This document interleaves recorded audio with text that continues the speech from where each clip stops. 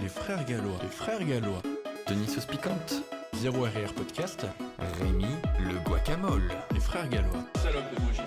Zéro RR Podcast. Turbo Cali. Turbo balèze. Le beurre, l'argent du beurre et le gros cul de la crémière. Salope de Brigitte. On récapépète. Zéro RR Podcast. Les frères Gallois. Ça claque sa mère. Bonjour et bienvenue dans ce nouvel épisode du Zéro RR Podcast, toujours animé par les frères Gallois. Bonjour à tous. Et aujourd'hui, on va faire un podcast un peu particulier. On a décidé de changer quelques petits détails. Après une grosse réflexion, effectivement, on a décidé de faire un format un peu différent. Une réflexion de 5 minutes avant le début du podcast, où on s'est dit, jusqu'ici, on a toujours fait en fait des formats de podcast. On faisait vraiment un tour complet, poussé, on va dire, de chaque question. Mais c'est vrai que parfois, on rentre peut-être un peu trop dans les détails. Certains aiment, certains, du coup, font qu'ils n'aiment peut-être pas forcément. Ce qu'on va faire, c'est qu'on va prendre des questions et on va essayer d'y répondre en, on va dire, 10-15 minutes. Ce qui fait qu'on pourra avoir plusieurs sujets au cours d'un même podcast. Et si un sujet vous a intéressé plus qu'un autre, on fera un épisode long où on ira peut-être beaucoup plus loin dans les détails sur ces nouvelles questions. Parce qu'en vrai, c'est en soi aussi une belle mécanique parce que oui, on a toujours besoin parfois de mettre du contexte, de détailler sous tous les angles la question pour apporter une réponse la plus construite possible. Mais le fait de se mettre un temps plus court, ça nous permettra aussi de synthétiser. Parce que là, je pense évidemment au retour que je peux faire à certains de mes suivis où en fait, le plus dur, c'est de faire une synthèse de tout ce que je viens de dire. Parfois, je les inonde d'informations et je pense que ça va être hyper important pour toi et pour moi, Denis, de faire ce travail-là. Mais bien entendu, le format où on décortique absolument sous tous les angles, la question, ça sera toujours d'actualité, bien entendu. Mais je crois qu'en fait, il y a une loi comme ça, je ne sais plus exactement comment elle s'appelle, mais en fait, la loi, elle dit que en gros, le temps que tu alloues à faire une tâche, c'est le temps que tu mettras à faire cette tâche. Et du coup, en fait, on le voit très bien avec les entraînements. Si tu ne te mets pas de limite de temps pour faire un entraînement, il y a de grandes chances que ton entraînement dure 2h30 ou 3h. Et si tu te dis, OK, j'ai 1h15, 1h30 pour faire l'entraînement, eh ben, il y a de fortes chances que le même entraînement, tu arrives à le faire tout en n'ayant aucune baisse de performance. Juste en fait, vu comme tu as une deadline, que tu arrives à le faire en 1h15, 1h30. Et ça, c'est des choses qui se vérifient aussi dans le travail. Moi, je sais que je time mes blocs de travail. Et en fait, je mets toujours un call, mon bloc de travail et un autre call. Comme ça, je sais que j'ai une obligation après. Parce que si je me dis juste, OK, à la fin du bloc de travail, je vais manger, je sais que je vais pouvoir dépasser sur le temps du repas. Et du coup, le fait de me dire, OK, j'ai 2 heures, imaginons, pour écrire toutes les vidéos de la semaine, je vais le faire en 2 heures. Alors que si je me dis, OK, jeudi après-midi, je vais écrire mes vidéos et que je ne me mets pas de durée au niveau du temps, ce qui va se passer, c'est que je vais mettre au final toute l'après-midi pour écrire le même nombre de vidéos. Ça se trouve même moins de vidéos qu'en 2 heures avant. Donc, si vous voulez être productif, timez-vous. Je crois que je l'ai déjà expliqué. Non, je crois que c'était lors de la conférence qu'on avait faite ensemble avec Pix, que j'avais... chez Nutrimuscle. Exactement, qu'on m'avait demandé un tips de productivité. Et j'avais dit, moi, je me chronomètre, je time, du coup, toutes mes actions. Et effectivement, je me mets des obligations. Donc, obligation, et en fait, une obligation physique, c'est-à-dire que quelqu'un m'attend. Ça peut être très bien, j'ai un rendez-vous avec quelqu'un, en visio, ça peut être très bien un podcast avec Rémi, ça peut être très bien autre chose. Et ça me permet, par exemple, de structurer comme ça ma journée. Par exemple, aujourd'hui, c'était podcast à 11h. Il fallait que, du coup, j'ai fini de répondre à tous mes suivis et que j'ai fait mon entraînement avant 11h. Et à 10h58, j'étais prêt. Tu veux que je reprenne ça ? J'ai dû monter tout ce que vous voyez là, les lumières, la table de mixage, les micros, parce que Denis n'était pas tout à fait prêt. Non, alors c'est faux, on va reclarifier. Et voilà. Rémi a noté, C'est long. 10h30 dans son putain d'emploi du Parce temps. que moi j'anticipe, je me suis laissé une demi-heure pour bien préparer les questions, le thème du podcast, l'installation, etc. Quel menteur, il s'est Bref, juste trompé d'horaire. En fait, là, Quel menteur. Dès le départ, on respecte pas la règle qu'on s'est imposée par rapport aux questions. Oui, la règle maintenant, ça sera, on va timer l'intro, introduction, minimum de temps 1 minute, maximum 1 heure. Parce qu'effectivement, un esprit de synthèse, c'est pas un esprit simpliste. Alors, tu vois, il y a souvent la confusion de dire, ouais, bah en fait, quelqu'un qui va résumer, je sais pas, un thème d'actualité en seulement 30 secondes, ben pour le coup, c'est pas forcément le fait de faire des raccourcis. C'est parfois aussi faire un esprit de synthèse. Et ça, tu vois, il y a l'ambiguïté qui peut s'installer. Et nous, ce qu'on va faire, c'est justement, on va essayer de faire un esprit de synthèse. Ok, mon frère.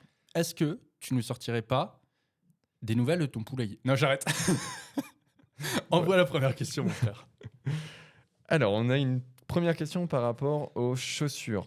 Doit-on mettre des chaussures surélevées, avoir des chaussures plates, être pieds nus ou même en tongs pour prendre du muscle, Denis? Alors, euh, ça, c'est une question qui, je pense, a été posée parce que les gens me voient m'entraîner en claquettes. Je pense que je vais clarifier très rapidement pourquoi je m'entraîne en claquettes. Denis n'a pas de chaussures. Voilà. Fin de l'explication. Non, en réalité, voilà, je vais démystifier les choses. Pourquoi je m'entraîne en claquettes? Tout simplement parce que déjà, c'est pratique pour moi parce que je travaille ici. Les claquettes, c'est confortable. Et vu comme en fait, quand je m'entraîne, souvent, je vais chercher des caméras. Pendant mes temps de repos, je retourne à un peu travailler, un peu style Gundil style. Et je fais des trucs un peu comme ça, où je prépare le repas. En fait, c'est très pratique, c'est très confortable pour moi. Également, autre point, il y a certaines machines, type le leg extension. On a avec Rémi des leg extensions qui ont énormément d'amplitude. Et du coup, en fait, ce qui se passe, c'est que quand tu veux rentrer dedans, si tu as des chaussures, tu rentres pas. C'est-à-dire qu'il faut absolument que tu enlèves tes godilloux pour pouvoir te glisser dans la machine. Il faut que tu aies le pied le plus petit possible. Exactement. Et un truc pas qu'accroche, tu vois, comme une semelle de chaussure. Donc en gros, j'arrive, je pose mes tongs devant la machine, hop, je me mets dedans et roule ma poule. Quand j'ai fini, hop, le sol est froid quand même. Donc, je remets mes godillots et on est reparti. Donc, ouais, il y a tout l'aspect pratique. Et également, dernier point, c'est que, et on va en parler, le fait d'être pieds nus, c'est très. Voilà, il y a des gens qui préfèrent. Moi, en fait, je suis mieux quand j'ai le pied à plat sur la plupart de mes exos. C'est comme ça que je me sens le mieux. Mais par contre, en fait, je me sens pas bien quand je vais avoir, par exemple, les pieds en contact avec une plateforme en métal qui va être froide. Je trouve que aussi, je vais avoir plus de contraintes au niveau peut-être de mes orteils, etc. Alors que si juste j'ai quelque chose de plat et qui, en fait, fait un peu le tampon entre mon pied et la plateforme, bah, je vais être beaucoup plus confortable et je vais avoir l'avantage d'avoir le pied à plat tout en ayant en fait la rigidité et le support entre mon pied et la plateforme. Donc en fait, pour moi la tongue, c'est le compromis parfait entre le confort, la praticité et l'utilité. Ouais, bah, premier point, en fait, c'est le côté naturel, tout simplement. Si tu es bien en tongs, ou tu es bien pieds nus, ou tu es bien en chaussures, ou tu es bien en chaussures compensées, en fait, c'est le premier critère que tu dois mettre en premier. Après, il y a effectivement l'aspect travail de ce que tu souhaites faire quand tu fais un exercice. Par exemple, on va opposer, je sais pas, un mouvement de presse à cuisse que tu vas faire plutôt pour les fessiers, d'un mouvement que tu vas faire plutôt pour les quadriceps, où du coup tu vas plutôt chercher à avoir une flexion de genou importante. À ce moment-là, l'outil que tu vas utiliser au niveau de tes pieds, eh bien, il pourra être peut-être différent. Je dis bien peut-être parce que quand tu veux faire un mouvement plutôt à destination de la flexion de genou, que tu cherches donc du coup à maximiser en fait le fait d'avoir les pieds bas sur le plateau, bah, tu te sentiras sans doute mieux avec des chaussures compensées parce que tu auras peut-être moins l'effet je lève les talons. Mais tu peux très bien aussi te sentir très bien à plat, donc pieds nus ou avec des chaussures sans compensation en étant bas. Donc voilà, il y a toujours ce jeu de qu'est-ce qui va être le mieux comme outil pour que tu hypertrophies au mieux ce que tu recherches. Également, il y a des exercices où je trouve que c'est plus intéressant de manière générale à être à plat. Je prends notamment tout ce qui va être mouvement de soulevé de terre, donc et variante, tout ce qui va être RDL, jambes tendues, etc. Où se mettre à plat sera, je pense, la meilleure des façons dans n'importe quelle situation. Je pense que mettre des chaussures compensées quand tu fais un soulevé de terre, ça n'a pas d'intérêt parce que du coup, tu vas déséquilibrer aussi ton corps et puis surtout, tu vas aller sur, je sais pas, un mouvement qui il va être tout sauf naturel. Donc être à plat sur un mouvement de ce type-là, ça t'assurera d'avoir un ancrage bien solide dans le sol et d'avoir vraiment une répartition de ta charge, on y viendra un peu après, au niveau de ton pied, sur l'ensemble de ton pied, pour vraiment être le plus fort possible et le plus stable possible. En fait, à la base, il faut pas oublier aussi que les chaussures compensées, c'est ce qu'on appelle des chaussures d'haltéro. Et puis ça porte bien son nom, compenser. Ça doit venir compenser quelque chose qui n'est pas possible d'avoir à l'instant T. Exactement, mais du coup, en fait, le but premier de la chaussure compensée, c'est de la chaussure d'haltéro, c'est de répondre à un besoin qu'ont les haltéros. En réalité, en fait, le but d'avoir une chaussure qui va être compensée au niveau du talon, sachant qu'il y a plusieurs degrés de compensation, tu peux avoir 1 cm, 2 cm, je crois les plus hautes, c'est 3,2 cm, c'est celle que j'ai. Et en fait, cette compensation, le fait de surélever ton talon, ça te permet d'augmenter artificiellement ta mobilité de cheville. Est-ce que, du coup, c'est utile pour un pratiquant de musculation? Pas forcément, parce que tu peux avoir des moyens détournés. Tu peux utiliser, par exemple, des cales que tu peux mettre directement sous tes talons. Je sais pas, tu fais un squat à la Smith. Voilà, tu mets tes cales, hop, tu te poses. Un haltéro, il peut pas apprendre il peut pas apprendre un haltérophile, il peut pas apprendre ses cales, les mettre sur la compète et dire tiens, quand je vais faire mon épaulé, hop, je vais arriver pile poil ici. Surtout que la demande en termes de mobilité, la réception quand tu arrives dans certaines positions, etc., fait que tu as une demande au niveau de la mobilité de la cheville qui est très importante. Du coup, le fait d'avoir des chaussures, ça te permet que quand tu te lances, quand tu passes sous la barre, eh bien, tu n'as pas à te soucier de là où, si tu utilisais des cales, voilà, tu n'as pas besoin de cales. Directement, tu arrives, tu es bien placé et tu as cet extra boost de mobilité. Maintenant, ce qui s'est passé, c'est que l'usage a été détourné pour la pratique de la musculation, pour un côté pratique. C'est sûr qu'aujourd'hui, tu fais de la musculation, tu as un objectif d'hypertrophie. Ce que tu veux, c'est augmenter le recrutement de tes quadriceps sur un mouvement. Eh bien, ce qui se passe, c'est que tu as tes chaussures d'haltéro. Tu sais que du coup, elles sont compensées, imaginons, à 3,2 cm. Tu te mets sur ton hack squat, tu mets les pieds un peu bas sur le plateau. Tu sais que tu vas avoir un extra gain au niveau de la mobilité de cheville. Tu n'as pas besoin de te faire chier. Parce que, voilà, c'est pratique. Par contre, est-ce que tu vas en avoir besoin sur tous tes mouvements? Comme a dit Rémi, je sais pas, tu fais une séance jambes, bah, ça peut être un peu chiant de te ramener avec tes chaussures d'haltéro.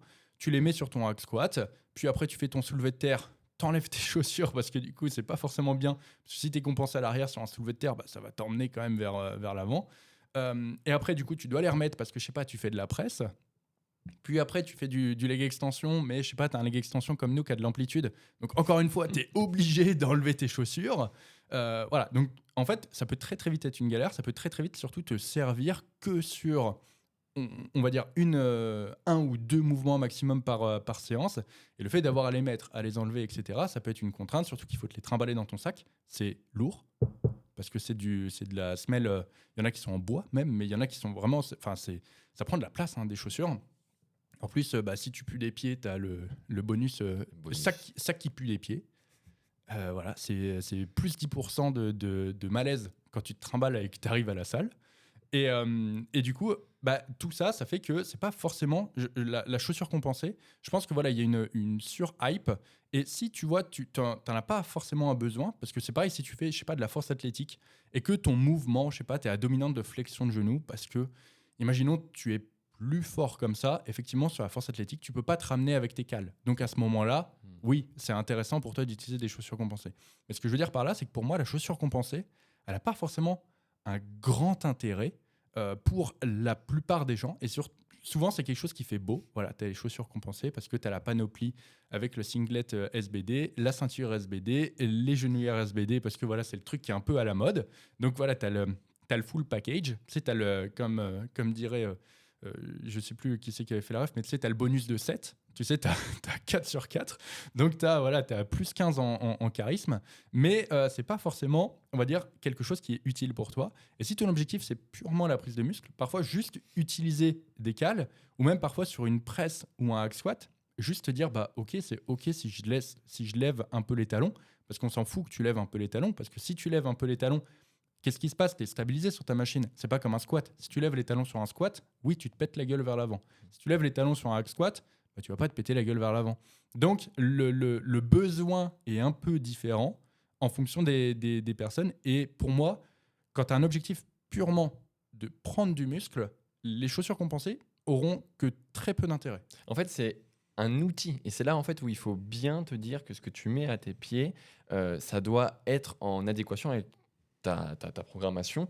Donc, si à la salle de sport, tu commences directement par mettre tes chaussures d'haltérophilie pour aller faire tes exercices bras, etc., tu prends le problème à l'envers. En fait, il faut vraiment que tu te dises que si tu en as besoin, tu les mets sur l'exercice en question. Mais sinon, la plupart du temps, tu dois être à plat parce que on a parlé tout à l'heure d'haltérophilie. En fait, tu dois chercher à avoir en fait une certaine proprioception, un certain équilibre, et c'est ce qui va du coup te permettre, quand tu es à plat, de réaliser ce qu'on appelle le polygone de sustentation, c'est-à-dire avoir le maximum d'appui plantaire et donc d'être à ce moment-là le plus fort possible avec l'ensemble de ce que tu peux mettre au sol. Et c'est sûr que si tu as une chaussure qui est compensée, eh bien tu vas automatiquement en fait avoir du coup un exercice qui va être spécifique à celui-ci.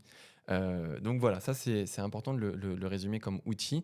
Et je vais aussi le rappeler, ça fait maintenant très longtemps que je suis assez, ouais, on va dire, pas engagé, mais on va dire à solliciter des personnes qui ont du mal à faire des mouvements de hanche. Tout à l'heure, je prends l'exemple du soulevé de terre ou des exercices où on va faire travailler la colonne et donc ne pas forcément bien savoir se positionner. Eh bien, le fait de le faire pieds nus, ça va vraiment t'aider à justement trouver ta position, à trouver ce côté un petit peu kinesthésique de sensation. Et donc, j'invite toujours mes suivis, quand ils ont du mal à faire cet exercice, à être à plat ou même carrément pieds nus pour justement s'ancrer davantage sur le mouvement.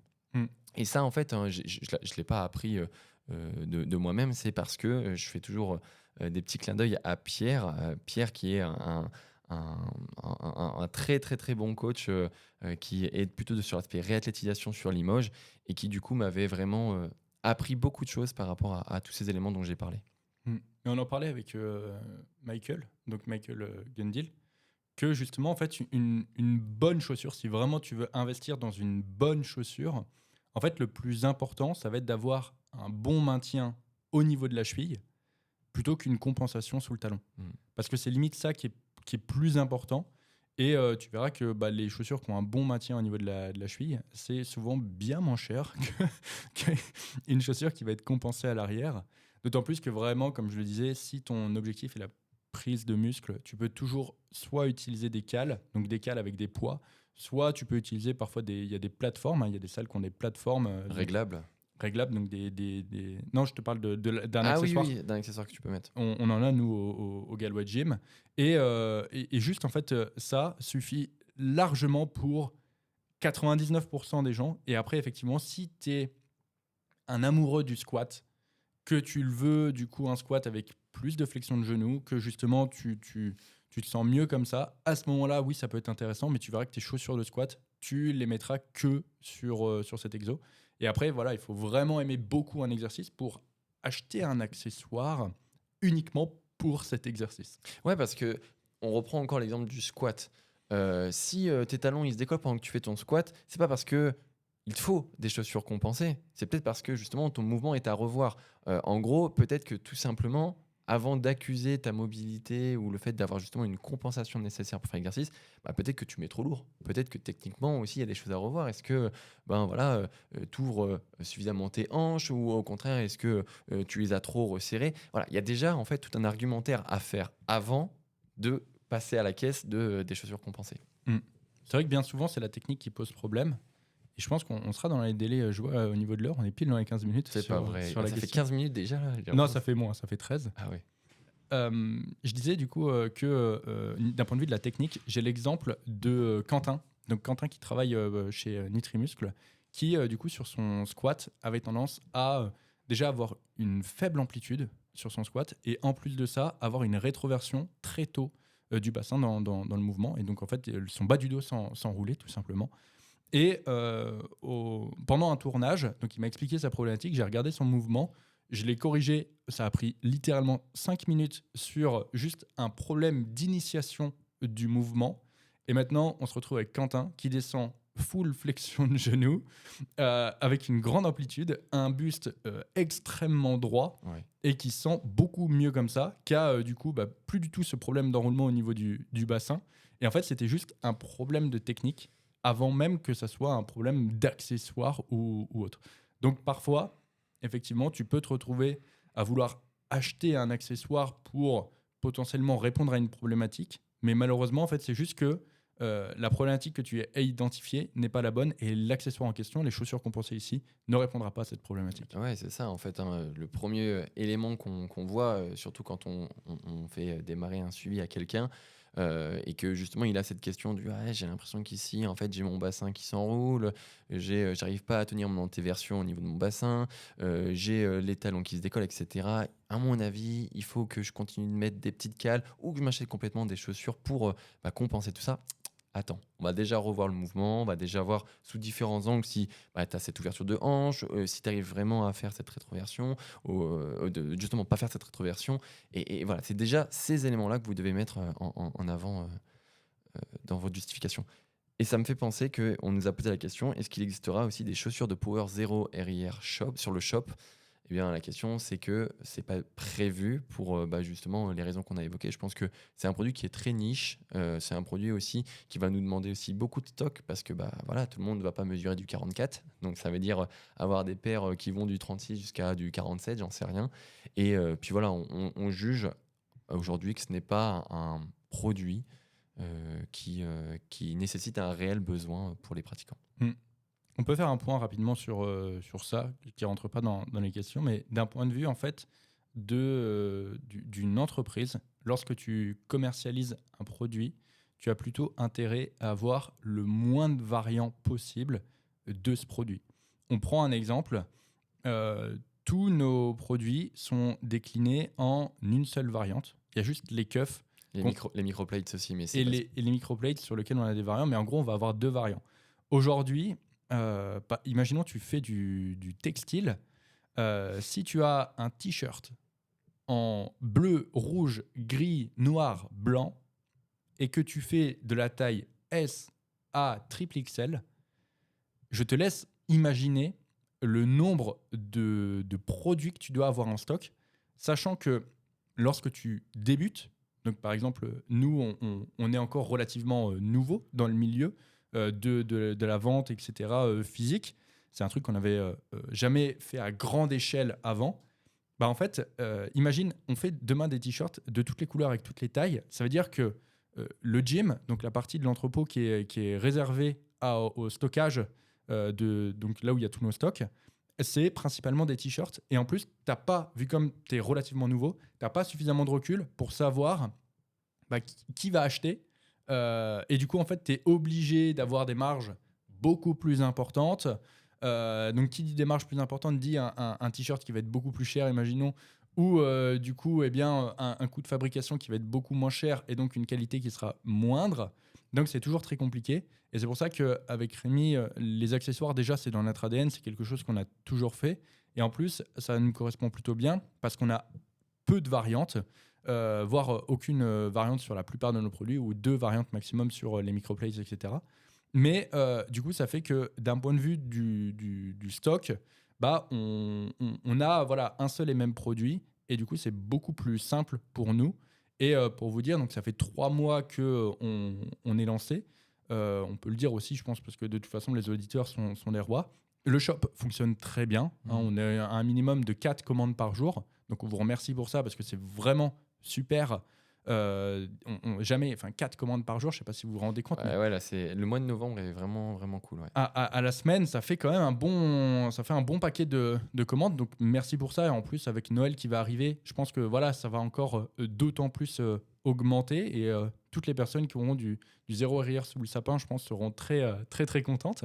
Et d'ailleurs, c'est le moment où on rappelle le nouveau code. Ouais, mais du coup, le code qui a changé.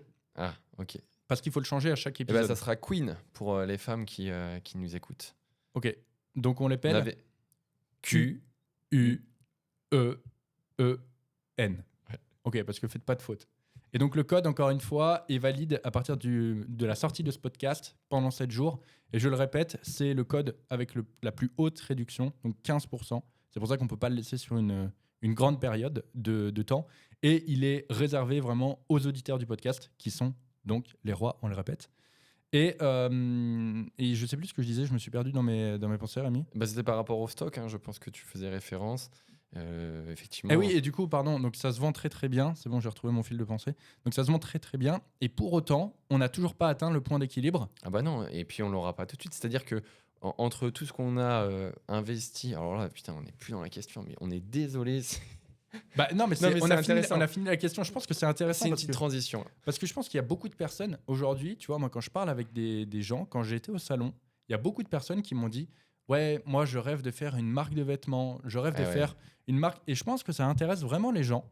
Ça intéresse vraiment les gens d'avoir un peu l'envers du décor. Parce que c'est vrai que bon, tout le monde ne va pas. Par exemple, je sais pas, tu fais un t-shirt. Est-ce que tu vas faire autant de samples que nous? Donc, nous, on a fait énormément de prototypes qui nous a coûté extrêmement cher. Parce Voilà. qu'un prototype, c'est super cher. Mais vraiment, on voulait absolument tester correctement la qualité, être sûr d'avoir vraiment des. Donc, tu as tout ce travail de recherche en amont qui a coûté extrêmement cher. Et après, tu as également l'investissement de la production pour faire les stocks. C'est ce que je disais aussi, l'aménagement, même si ça, on ne le compte pas dedans, parce que si on devait le compter dedans, le point d'équilibre, il serait très long. Et donc, pour être rentable, réellement, il va falloir beaucoup de temps. La marque fonctionne. Et encore une fois, c'est un projet, entre guillemets, long terme, qui n'a pas vocation spécialement à, pour nous, dégager des 100 et des 1000. On le répète, le but du projet, c'est déjà qu'il soit rentable. Et le jour où il sera rentable, je pense que les bénéfices seront investis tout simplement pour faire vivre le monde de la musculation. Pourquoi pas sponsoriser des compétitions, Ouais, ça serait vraiment un super but. Ouais. voilà, sponsoriser davantage Des d'athlètes, événements. Ouais. des événements, ce genre de choses.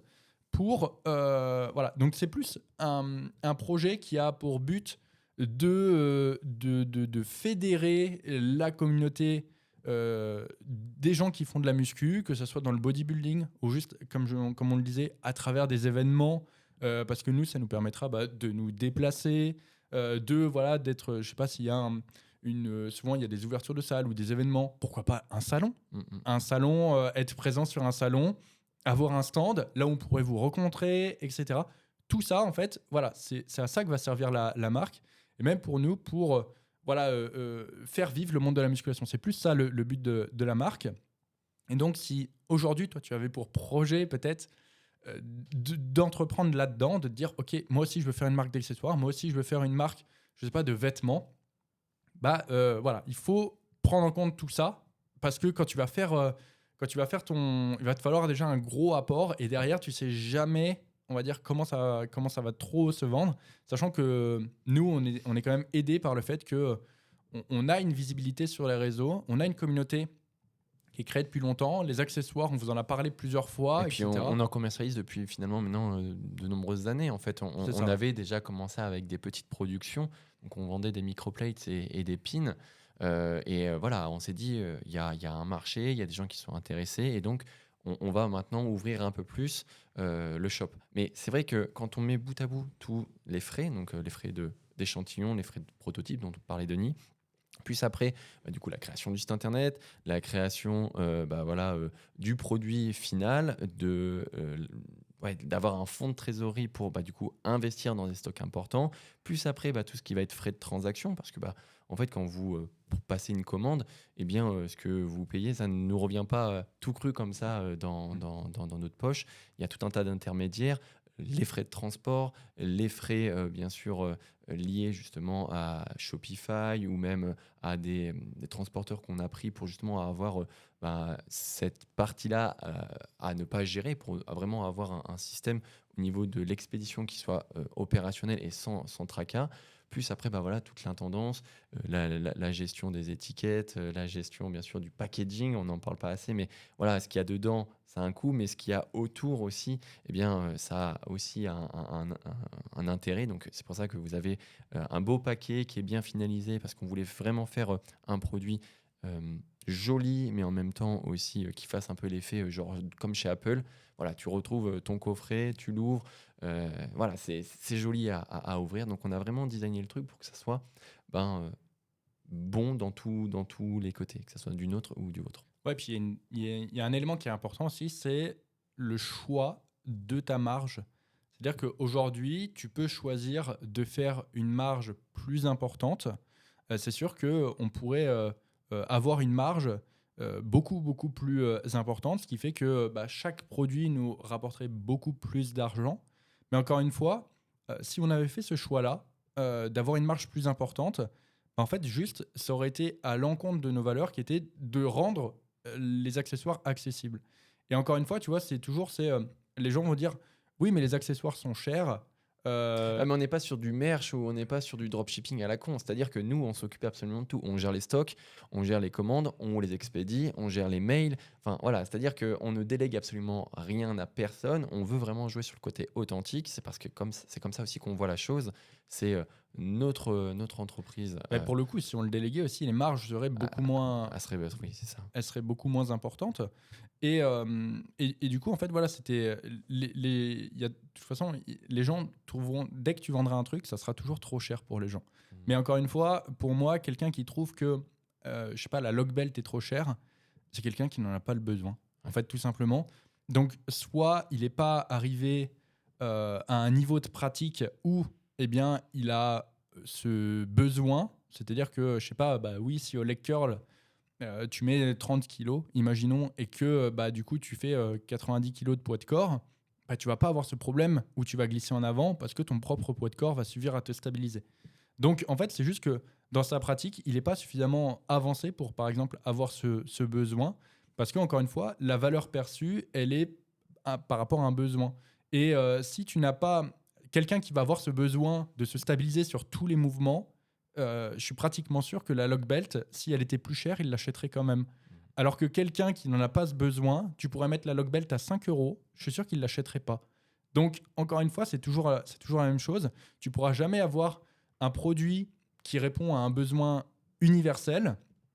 Et voilà, nous, on sait qu'on est aligné avec ce qu'on a fait. Avec, du coup, la marge, c'est un choix qu'on a fait. C'est comme le gars qui va acheter la dernière bagnole de chez Tesla. Et nous, on va le regarder, on va dire, en fait, très bien, mais moi, je préfère rouler avec ma C4 Picasso bleu piscine. Et toi, tu diras, mon AX, ça me convient très bien. En fait, c'est parce qu'on n'a pas forcément le besoin d'avoir la dernière voiture électrique sortie chez Tesla, par exemple. Voilà. Et du coup, je réponds aussi à une autre question. C'est quoi le prochain accessoire qui arrivera sur la boutique? Et comme ça, et on en répond à des questions. Parce que c'est cool, parce que d'habitude, on répond qu'à une seule question. Mais là, vu comme on est sur notre format, je vous donne cette réponse. On va sortir ce qu'on appelle... pareil, c'est un produit très niche. C'est des sangles qui vont avoir plusieurs boucles et qui vont vous permettre de faire des réglages sur des exercices où vous ne pouvez pas en fait vous placer correctement. Je pense notamment au tirage vertical où pour des personnes, c'est difficile d'aller chercher la barre et de s'asseoir et de s'installer. Et bien là, vous allez avoir une sangle qui va faire l'intermédiaire, qui va du coup vous permettre bien de prendre le mousqueton, le mettre sur la boucle que vous voulez, l'accrocher à votre barre, etc. Et ça, vous allez pouvoir le décliner sur tout un tas d'exercices. Comme on l'a dit, l'aspect multifonction, c'est aussi ce qui fait le choix de nos produits. Vous allez pouvoir vous en servir, comme on l'a dit, sur des tirages verticaux, horizontaux, sur également aussi, pourquoi pas, une ceinture de laisse. Vous allez pouvoir faire le tour et mettre un poids pour faire des dips, des tractions. Et vous allez pouvoir aussi vous en servir pour faire des extensions triceps, des extensions pour les biceps. Enfin, vraiment, on a vraiment joué sur le côté en fait, hyper fonctionnel du produit. Et ça devrait arriver à la fin du mois de novembre.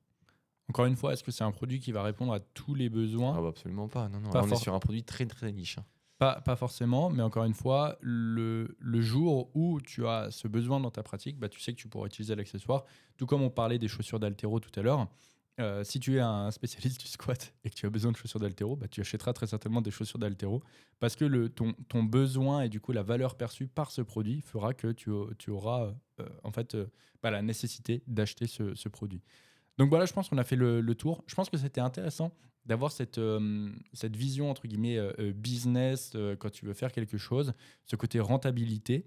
Ce qui est assez drôle aussi, c'est que moi, je vois que les gens ont changé leur vision depuis qu'on vend les accessoires. Ça, c'est aussi intéressant. Je pense qu'on peut en parler. J'ai envie de digresser là. Attends, on a répondu à beaucoup de questions. Là, t'as fait 2 questions. Ça veut dire qu'on a droit potentiellement à 30 minutes. On a le droit. Denis, c'est notre podcast.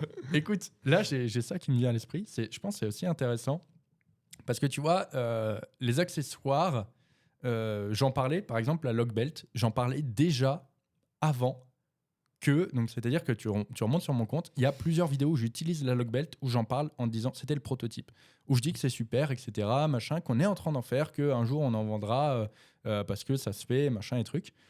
À ce moment-là, tout le monde disait ouais, trop bien, hâte que ça sorte, machin et truc. Et depuis que du coup on en a en vente, quand je fais une vidéo, et typiquement genre la même vidéo pour montrer l'intérêt, que justement c'est super, etc., les gens vont dire attends, mais Denis, il nous vend un truc, c'est plus le même. On a eu Denis qui vend des produits pour arnaquer sa communauté avant GTA 6. Tu regardes les commentaires, en fait, voilà, c'est que ça. Alors que rien n'a changé, juste l'idée s'est transformée en produit. Et maintenant, les gens ont la possibilité d'acheter. Mais en fait, à partir du moment où les gens sentent que tu as quelque chose à vendre, c'est fou à quel point leur vision change, ce qu'ils pensent de toi change. Et bah, tu vois, je le vois dans les stats. À chaque fois que je fais une publication ou, par exemple, je sais pas, je vais mettre en avant mon coaching, que ça soit une story, une transformation, ou que justement que ça soit une publication où je présente nos accessoires, j'ai toujours, dans la soirée, j'ai peut-être entre 200 et 300 personnes qui se désabonnent. Bah, c'est que c'est blessant dans le sens où ben, tu as le droit de vendre des services, surtout en plus de ça quand c'est aligné avec tes valeurs, et de gagner en fait tout simplement ton pain. Donc c'est sûr que c'est toujours un peu... oui, je vois ce que tu veux dire parce que même sur TikTok, mais en même temps, c'est pas le lieu aussi où on a la communauté, ou du moins les gens sont prêts à acheter.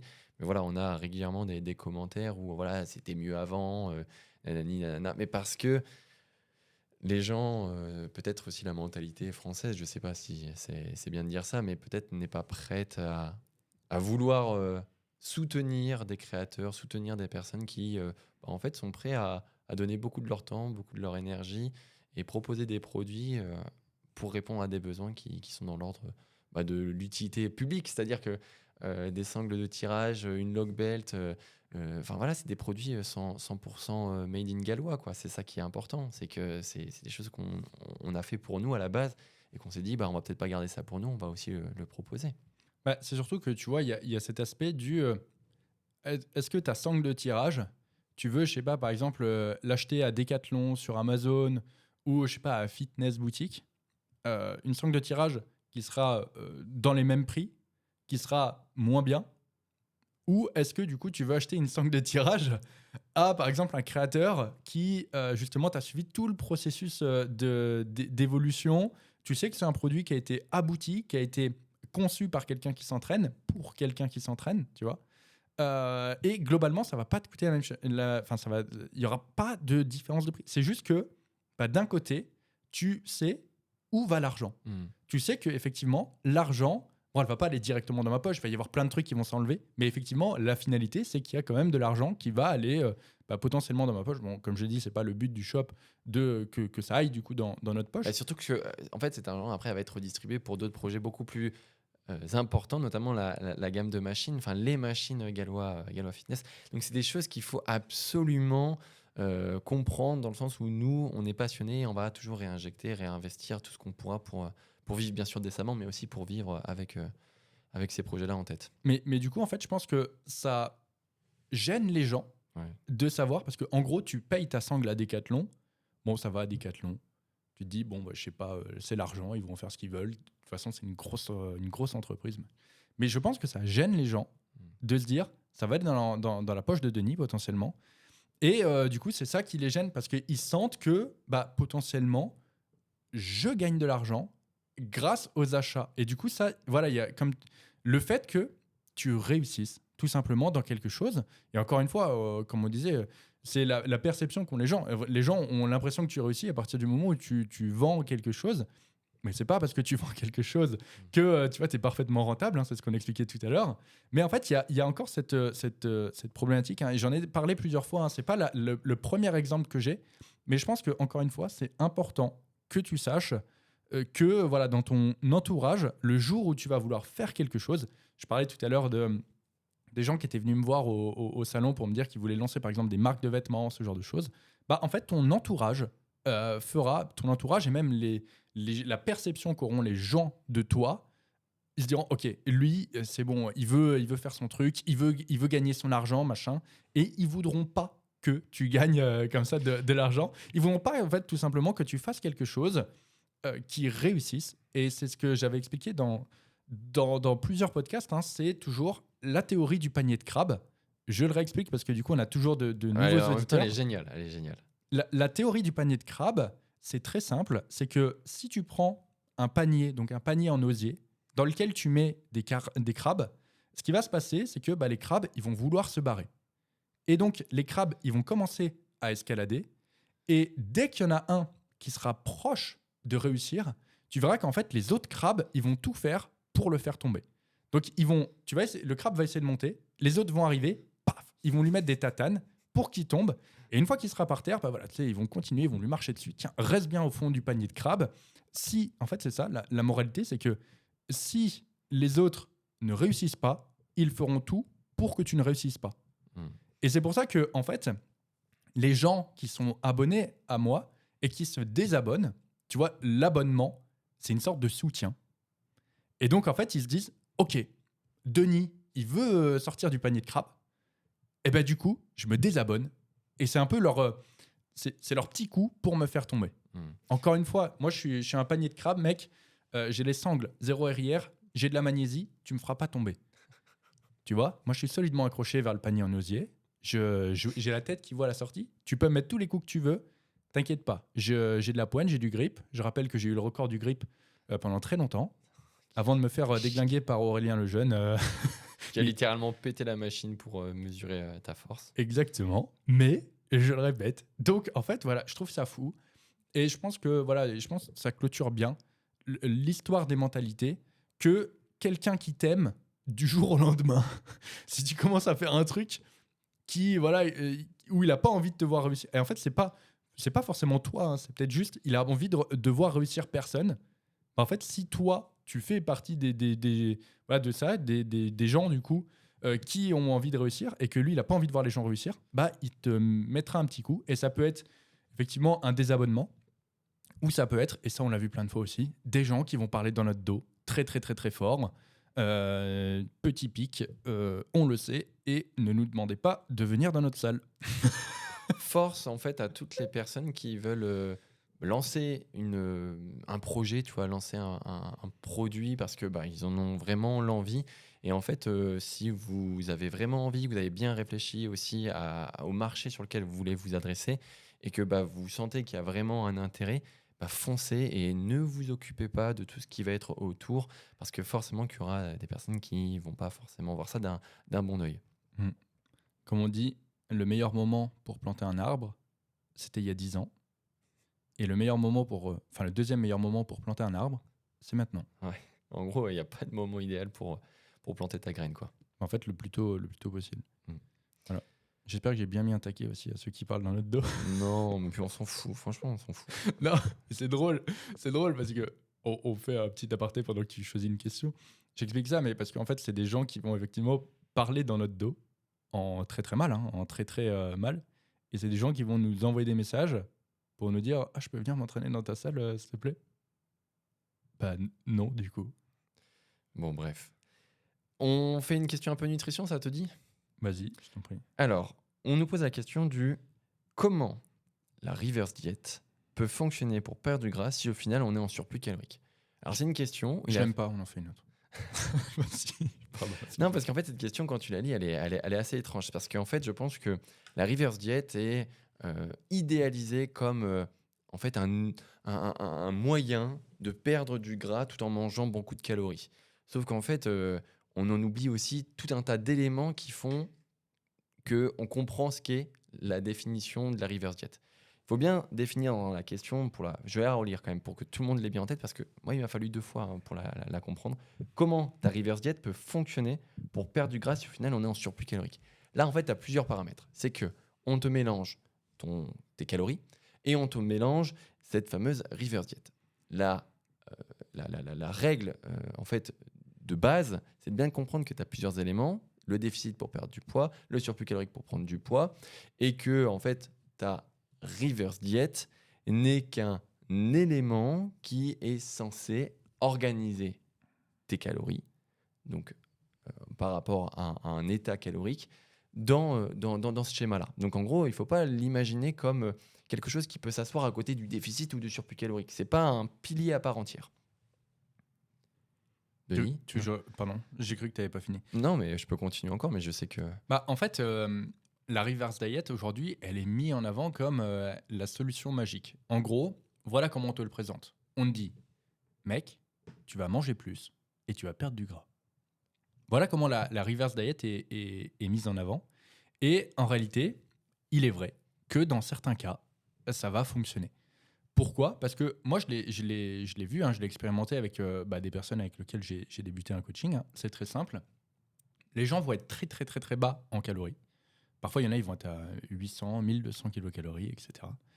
Et ils vont dire, mais je comprends pas, je suis à 800, 1200 kilocalories et je ne perds pas de poids. Mais en fait, ce qu'il se passe, c'est qu'ils oublient de te dire qu'ils ne sont pas à 800 ou 1200 kilocalories tout le temps. En fait, Il y a ça, et puis il y a aussi l'aspect activité. Qu'est-ce que tu fais comme activité ? Si tu ne te prends pas dans l'équation, ta recomp, ta reverse, pardon, elle va pas avoir le même effet. C'est vrai. Mais je parle de le mec qui fait 10 casse-steps et qui me dit ouais, je suis à 800, 1200 kilocalories.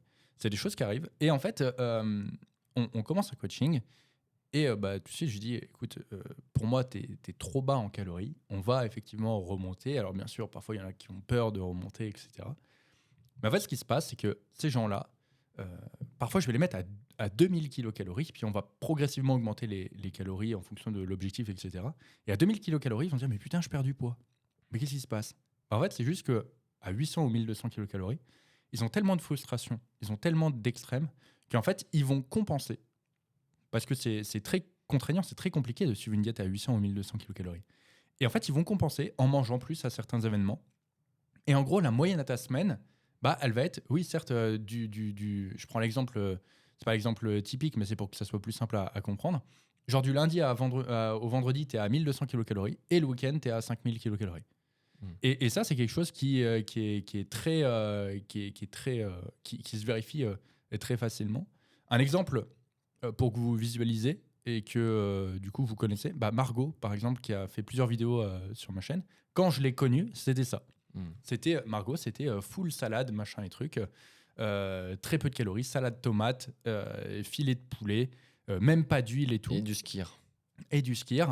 Et en fait, il y avait des moments où elle se lâchait complètement et par exemple, elle se faisait du fromage blanc où elle mettait la moitié d'un pot de poulain. Donc vous savez, le poulain en poudre. Et la moitié, c'est pas le petit pot en plus, c'était le gros pot. La moitié d'un pot.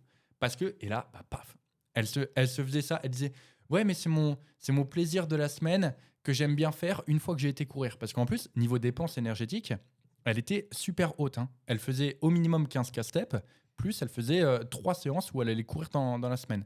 Et sauf qu'en fait, elle avait comme ça des éléments de compensation. Elle avait aussi, quand elle allait au chinois, elle défonçait le chinois. Dès qu'elle faisait un resto, elle défonçait... le chinois, tu parles d'un restaurant chinois, parce qu'on va se mettre toute la communauté chinoise à dos. Hein. Non, vous avez compris. Mais du coup, voilà, ça c'est un exemple. Voilà, j'ai pris l'exemple de Margot parce que vous l'avez vu intervenir sur ma chaîne. Et du coup, ce qui s'est passé, c'est que on a restructuré, etc. Et tout de suite, avec plus de calories, qu'est-ce qui s'est passé ? La diète a été beaucoup plus facile à tenir. Donc, une adhésion au plan beaucoup plus importante. Également, dans le cadre d'un coaching, ce qui se passe, c'est que tu as des comptes à rendre aussi. Donc, si tu fais pas 2000 kilocalories, je le sais, donc je peux interpréter les choses, etc. Et donc, en fait, voilà, c'est ça. C'est que y a des gens qui sont bloqués à 800, 1200 kilocalories, qui n'ont pas le recul suffisant parce qu'ils ont la tête dans le guidon pour dire, en fait, non, je suis pas réellement à 800 ou 1200 kilocalories. C'est juste que, voilà, il y a des moments où c'est comme ça. Et encore hier, du coup, j'ai eu un appel avec quelqu'un qui me disait je comprends pas, je suis à la majorité du temps 2500 kilocalories et puis je perds pas de poids, machin et truc, pourtant je fais mes 12 000 steps. Je dis comment ça la majorité du temps ? Oh non, je suis à 2500. Ok, si par exemple tu me sors ton application de tracking, il me sort son application de tracking, 4 jours sur 7 il y a des trous, c'est-à-dire qu'il a 3 jours sur 7 à 2500. Ouais. Donc en fait, non, t'es pas à 2500, tu vois, t'es à beaucoup plus que ça. Et donc, forcément, les gens, forcément, quelqu'un qui est dans cette situation, qui est persuadé qu'il est à 800, 1200 kilocalories, si tu le mets plus haut en calories, que tu inities, par exemple, avec lui une reverse diet, bah, qu'est-ce qui va se passer? Bah, tout de suite, il va avoir une adhésion au plan qui va être beaucoup plus importante. Il va également avoir un vrai suivi. C'est-à-dire que là, tu sauras vraiment en fait à combien de calories il est, dans le cadre bien sûr d'un coaching. Et ce qui se passe, c'est que oui, la reverse diet fait qu'il perd du poids. Parce qu'en fait, il est en déficit calorique, alors qu'avant, il ne l'était pas. Et ça, c'est quelque chose de très important, parce que la plupart des gens vont dire ouais, le déficit calorique, ça ne fonctionne pas, etc. Aujourd'hui, tu connais, Rémi, l'étude du Minnesota? Non. En gros, c'est une étude où ils ont vraiment mis les gens à 800 ou 1000 kilocalories. Et bizarrement, ils ont tous perdu du poids. Bizarrement. Mais non, mais parce qu'en fait, ça, c'est un premier cas de figure que tu as présenté où la personne, en fait, finalement, elle n'était pas bien dans le plan, en fait, et qu'elle faisait du off-track. Elle n'était pas rigoureuse dans son plan. Mais le deuxième cas de figure où on peut retrouver l'intérêt de faire une reverse diet, c'est quand on a appliqué un déficit calorique pendant longtemps, qu'on a atteint, on va dire, une condition qui nous convient et que, en fait, remonter les calories directement au maintien, eh bien, parfois, il y a des personnes qui craignent ça et qui passent par, du coup, une reverse en remontant par palier les calories. Ce qui peut tout à fait s'entendre, mais si vous l'avez bien compris, et j'insiste vraiment là-dessus parce que j'ai introduit par rapport à ça, il y a le déficit, il y a le surplus calorique. Et la reverse diet, c'est juste un élément sur, en fait, ce schéma-là. Et donc, la reverse interviendrait, du coup, à la suite d'un déficit calorique. Mais si vous remontez les calories et que en fait vous trouvez votre pivot et que vous rebasculez sur un surplus calorique, en fait vous allez reprendre du poids parce que ça c'est très cartésien, mais à partir du moment où vous allez au-delà de vos besoins journaliers, eh bien vous prenez du poids. Si vous allez en deçà de vos besoins caloriques, vous allez perdre du poids. Donc voilà, la reverse diet, c'est en fait un parcours, un élément qui doit pas forcément durer des mois et des mois, hein, vous l'entendrez, hein, c'est souvent une période qui est définie dans le temps et c'est pour ça qu'en coaching, c'est important de plafonner des échéances, par exemple, pour donner un cadre à cette reverse diet parce que ça reste un élément où vous êtes en déficit calorique. Ça, si vous aviez imaginé que vous pouviez, je ne sais pas, imaginer comme la question l'indique, que vous êtes en surplus calorique, vous ne pouvez pas faire une reverse diet. Voilà, enfin, je sais pas, moi je trouve que dans la question, la personne a sans doute mélangé un petit peu tout ça. Mais en fait, c'est pour ça que j'ai expliqué le problème d'adhésion au plan, etc. Parce qu'en fait, c'est dans ce cas-là que on va... Parce que quand tu prends ce cas-là, effectivement, la reverse est magique. Quand tu passes de 1200 kilocalories journaliers à 2000 journaliers, le volume de ton assiette, tu as tout de suite l'impression que tu manges beaucoup plus. Et c'est de là, en fait, que vient cette histoire de... au final, tu manges plus et tu perds du poids. Ouais. Et après, tu as ciblé un élément qui était sur 7 jours où la personne, par exemple, tu donnais l'exemple qu'elle traquait pendant 3 jours et pendant 4 jours, c'était hasardeux. Eh bien, en fait, tu peux retrouver la même chose, mais sur un espace-temps beaucoup plus long. Une personne qui va dire ça fait 3 semaines que je traque absolument tout, je suis à 2000 calories, je perds toujours pas de poids. Et en fait, elle va pas t'avoir dit, mais avant qu'elle attaque son tracking à 2000 calories, elle était sans doute à 3500 calories. Et que quid de tout ça, 3 semaines après avoir traqué, elle se dit en fait ça marche pas, je remonte les calories. Et en fait, tu as un espèce de flou total au niveau calorique où entre les semaines où elle était au-delà des 2000 calories, puis après sa période où elle a été à 2000 calories pendant 3 semaines, je le répète, 3 semaines, et après du coup, voilà, il y a eu un moment à nouveau de hasard, eh bien tu ne peux pas faire quelque chose de fiable, de stable, et te dire je suis réellement en déficit à ce moment-là. Il faut toujours avoir en tête que ton tracking, qu'il soit plus ou moins précis, mais doit quand même rentrer dans un total calorique que tu maîtrises.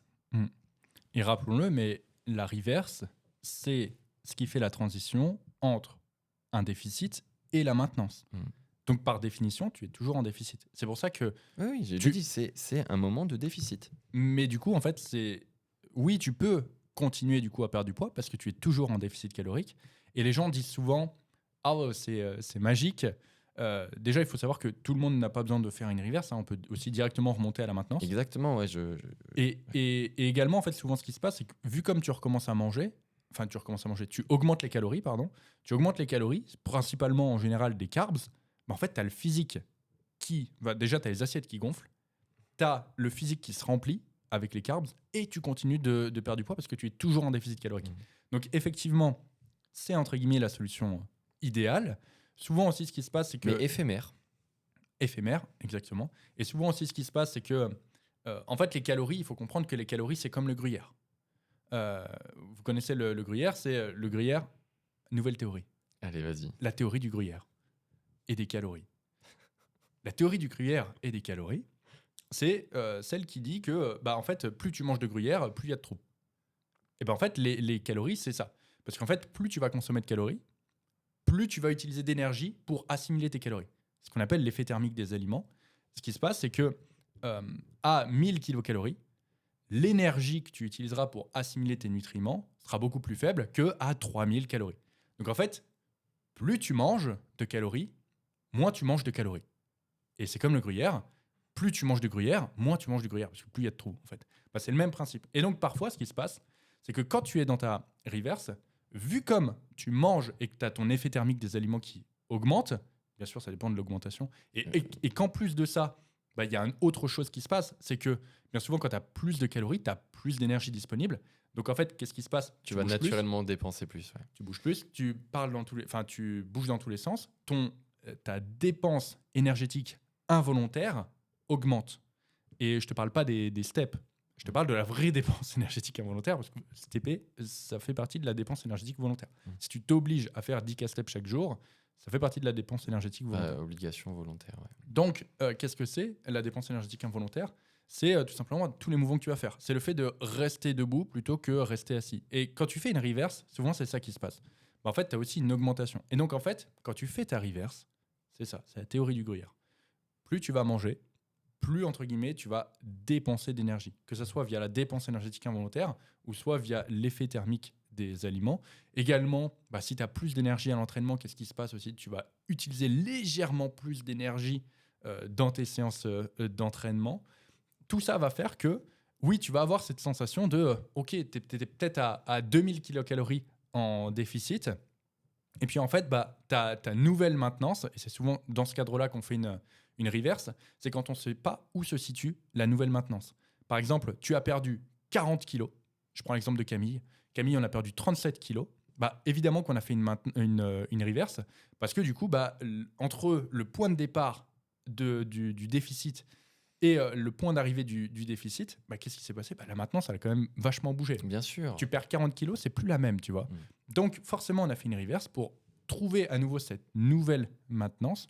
Encore une fois, si demain, Camille, actuellement, il est sur un surplus calorique, et bien du coup, je sais pas, au bout de 3 ans de déficit, il se dit, je vais faire un mini-cut de 6 semaines pour virer potentiellement le gras qu'il a pris. En fait, une fois le mini-cut terminé, on pourra directement revenir à la maintenance parce qu'on saura plus ou moins où est cette nouvelle maintenance. Surtout, tu auras un écart à combler qui sera bien moindre que celui qui avait été initialement prévu dans le déficit. Exactement. Ça, c'est important. Et encore une fois, le côté très éphémère de cette période-là, alors quand je dis éphémère, il ne faut pas l'imaginer sur 2 semaines. Ça peut être prolongé sur 4, 5, 6 semaines. Mais il ne faut pas non plus que ça soit pas trop long, dans le sens où en fait, vous allez après toujours être dans cette situation de déficit et donc toujours avoir les facteurs du déficit. Donc la fatigue, le fait d'être pas forcément peut-être à votre plein potentiel. Et donc, ça, c'est bien de l'avoir en tête.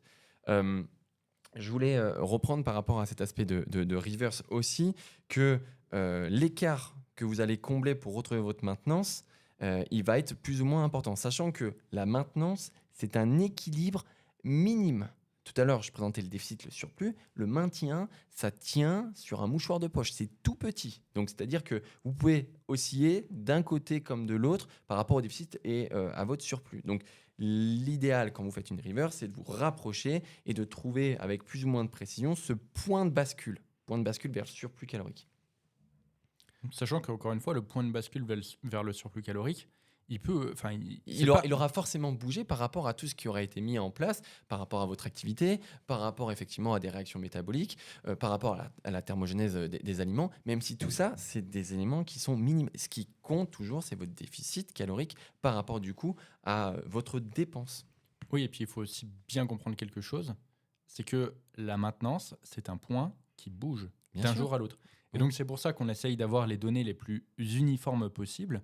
C'est-à-dire que toujours le même nombre de pas, toujours la même régularité au niveau de l'entraînement, toujours le même nombre de calories, etc. Parce que plus on va, entre guillemets, avoir des données qui vont se ressembler, plus ça va être facile à interpréter. Mais tu vois, je prends l'exemple, j'ai Sam en coaching, Sam qui est paysagiste. Entre une journée où il va faire que de la tondeuse Mhm. et une journée où il va faire que du ramassage de branches, en fait, la maintenance, elle va être totalement différente. Donc, encore une fois, il faut bien comprendre quelque chose, c'est que même d'un jour à l'autre, ta maintenance, elle peut faire des bons. Et que c'est pour ça que c'est toujours un travail où tu vas devoir savoir interpréter correctement tes données. Et on vous dit pas de faire du coup chaque jour une évaluation de vos calories en fonction de l'activité que vous avez faite. C'est pour ça qu'on parle beaucoup de statistiques et de moyennes quand on évoquait tout à l'heure, enfin quand je donnais l'exemple de tu as fait 3 semaines à 2000 calories, mais avant tu étais à 3000 calories et après du coup tu as retrouvé un peu de hasard dans ta diète. Eh bien en fait ça doit juste te donner une indication à peu près claire de ce que représenterait en gros tes réels besoins caloriques par rapport à ta dépense. Et à partir de là, tu en tiens compte et tu gardes ce cap. Ne cherche pas d'un jour à l'autre à te dire putain aujourd'hui j'ai fait 1h30 de vélo alors que c'était pas prévu dans ma dépense ou à la place de ramasser des feuilles et de tondre, eh ben, en fait j'ai fait de la maintenance sur les tronçonneuses donc en gros je me suis bien moins dépensé. Tu vas pas réguler tes apports caloriques par rapport à ça. Tu vas plutôt être dans une dynamique de en fait ça va forcément se noyer dans mes calculs de ma moyenne par rapport à mes besoins. Après, il y a plusieurs approches, hein. Parce que tu peux, par exemple, si tu dépenses un peu plus, avoir un peu plus de calories et compenser du coup en baissant tes calories le lendemain, mais on rentre dans quelque chose de très complexe. Et c'est ça, Et- et c'est là où en fait où je pense qu'il faut vraiment Et surtout, en fait, il faudra toujours garder le cap. Peut-être que ton objectif de calories journalier sera différent, mais par exemple, ton objectif de calories à la semaine, lui, sera le même. c'est ça. C'est pour ça que je parlais de moyenne. En fait, ce que tu as défini comme moyenne calorique, eh bien, c'est en fait le son de cloche, ta direction que tu dois tenir. Et bien sûr qu'après, en fonction de si tu as vraiment eu une activité hyper intense, tu peux moduler plus ou moins. Mais va pas me faire des bons de plus 1500 calories parce que voilà, tu as ramassé 2 tas de feuilles en plus, quoi. Rémi, on a fait plus de 15 minutes sur la question. Merde. On a 1 heure de podcast. Je pense qu'on peut s'arrêter là. Parce qu'on avait la volonté justement de faire des podcasts un peu plus courts. Parce que le problème en fait des podcasts trop longs en 2 heures, c'est que on vous voit hein, sur les stats. C'est-à-dire que les gens vont écouter 20 minutes et après ils vont faire autre chose. Donc le nombre de personnes qui va aller jusqu'au bout sur un podcast de 2 heures versus sur un podcast d'1 heure est complètement différent. Et forcément, quand tu tournes un podcast, quand tu donnes de l'information, tu es toujours un peu dégoûté quand tu vois que ça se trouve, les meilleures informations arrivent à la fin, alors que du coup, la courbe d'audience fait que à la fin, tu n'as plus que 10% des personnes qui ont été jusqu'au bout. Donc, c'est pour ça que on a aussi une volonté de voir en mettant plusieurs questions, parce qu'en fait, ça relance aussi. Quand tu fais le tour d'une question, hop, il y en a une autre qui arrive, donc ça permet aussi de recapter l'attention de l'audience, hein. Encore une fois, nous, on est parfaitement honnête et c'est aussi pour vous expliquer comment ça fonctionne derrière. Alors que si on fait 2 heures sur le même sujet, même si c'est un sujet qui est super intéressant, la problématique, c'est que on sait qu'au bout de 30 minutes sur le sujet, on décroche la plupart des gens. Et du coup, Ça, c'est un forcément, cas d'école, hein, c'est la concentration qui diminue au fur et à mesure. Parce que exactement. la concentration n'est plus la même. Et du coup, quand tu crées du contenu, quand tu donnes de la valeur via ton contenu, C'est pour ça qu'il faut qu'on dise régulièrement des conneries, en fait. C'est pour ça que Denis tape du poing sur la table. Non, non, mais c'est vrai, je me dis, tu as toujours cette frustration quand tu fais du contenu, quand tu donnes de l'information et qu'en fait, cette information, elle est pas vue. Et c'est même pas en fait, elle est pas vue, c'est juste que elle est pas regardée jusqu'au bout. et du coup, tu n'as qu'une partie de l'information. Et donc après, si tu pars juste avec le début du message, mais que du coup, tu le relais après, mais que tu n'as pas compris tout l'ensemble du truc, en fait, tu vas relayer une information qui sera limitée. Exactement. Donc je pense qu'on va s'arrêter là. C'était un podcast, je pense, j'allais dire très intéressant. Bah oui, moi j'ai trouvé mon podcast très intéressant. Dites-nous ce que vous en avez pensé. Là, du coup, le dernier podcast n'était pas encore sorti, donc celui de la semaine dernière, il sort normalement donc ce soir. Mais n'oubliez pas que maintenant, les questions, on les prendra plus sur Instagram, on les prendra directement donc dans les questions YouTube. Donc n'hésitez pas à nous poser vos questions, parce que c'est comme ça que, voilà, au moins, on sait que les personnes qui écoutent le podcast, c'est eux qui posent les questions du podcast. Et comme on a dit, vous êtes les rois. Donc, Les rois et les reines, du coup, puisqu'on rappelle le code promo et référencement. C'est vrai. Le référencement avec, du coup, le code promo Queen pour bénéficier de 15%, de moins 15% sur le shop. Et du coup, vu comme on a aussi 2,3% de nos auditeurs qui sont des non-binaires, eh bien, la prochaine fois, on fera un code. Non, je rigole. En tout cas, voilà, on a fait le tour sur ce podcast. On vous remercie pour votre écoute. Rémi, c'est le moment où tu prépares le générique. Je prépare le générique. Il est là, il est présent. J'ai essayé de meubler, putain. Et on vous dit à très bientôt. Merci pour votre écoute. Oh non. C'est regarde, ça arrive. Les frères Gallois. Denis Sauce Piquante. 0 RR Podcast. Rémi le guacamole. Les frères Gallois. Salope de Brigitte. 0 RR Podcast. Turbo Cali. Turbo balèze. Le beurre, l'argent du beurre et le gros cul de la crémière. Salope de Brigitte. On récapépète. 0 RR Podcast. Les frères Gallois. Ça claque sa mère. À bientôt. Bisous. Comment ça, bisous? Bisous.